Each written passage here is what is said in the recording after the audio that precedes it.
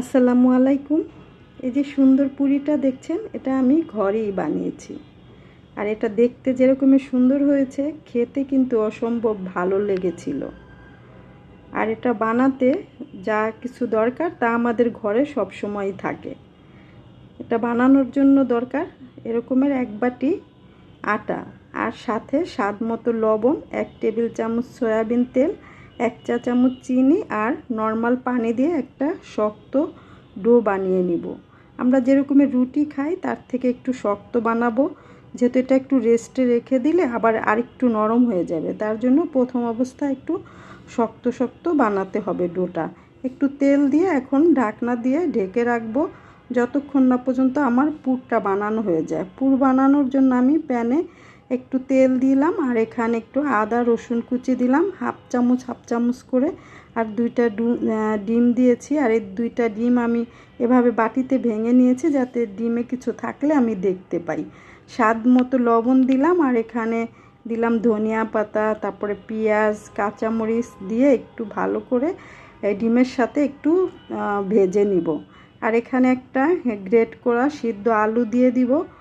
আলুটা আমি আগেই সিদ্ধ করে রেখেছিলাম। আর এখন এই ডিম আর আলু একসাথে ভালো করে মিক্স করে নিব।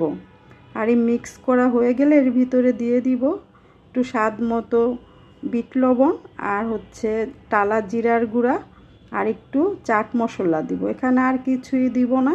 এই তো এখন একটু ভালো করে মিশিয়ে নিব। আর একটু বোম্বাই মরিচের থেকে একটু মরিচ কেটে দিলাম, সুন্দর একটা ঘ্রাণ আসবে। এখন সুন্দর করে মেখে এই ডোটাকে আমি এক সাইডে রেখে দিয়ে তারপর আমি আটাটাকে আরেকটু মথে নিব।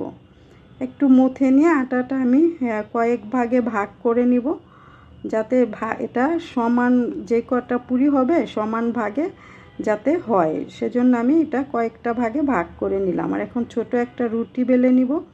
আর এই রুটির ভিতরে ওখান থেকে যে পুরটা বানিয়ে রেখেছিলাম সেই পুরটা দিয়ে এভাবে পেঁচিয়ে একটু এইভাবে করে যেরকমের করে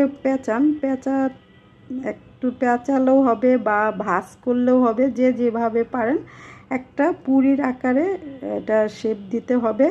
এরকম করে একটু হাত দিয়ে চেপে চেপে তারপরে আমরা যেরকম দোকান থেকে পুরি কিনে আনি খাই সেরকমের একটা শেপ দিয়ে একটা পুরি বানাতে হবে। এই তো হয়ে গেল, একটু চেপে চেপে এটাকে একটু বড় করে নিলাম। আর এখন এইভাবে করে আমি সবগুলো বানিয়ে নিব। সবগুলো পুরি আমার বানানো হয়ে গিয়েছে। আর এখন আমি এটা ভেজে নিব। আর এটাতে আমি যে তেলটা দিলাম এই তেল থেকে কিন্তু তেলটা এটার ভিতরে যাবে না, মানে বেশি তেল লাগেও না এটা ভাজতে। এভাবে করে পুরিগুলো আমি এভাবে উলট পালট করে এপিট ওপিট করে সুন্দর করে ভেজে নিলাম। আর পুরিগুলো কিন্তু খুবই সুন্দর ফুলেছিল। আমার এই রেসিপিটি যদি এতটুকু ভালো লাগে আপনাদের কাছে, তাহলে অনুরোধ করছি আমার চ্যানেলটি সাবস্ক্রাইব করবেন, লাইক কমেন্ট শেয়ার করবেন, আর ফলো দিয়ে পাশে থাকবেন। সবাই ভালো থাকবেন। আল্লাহ হাফেজ। আসসালামু আলাইকুম।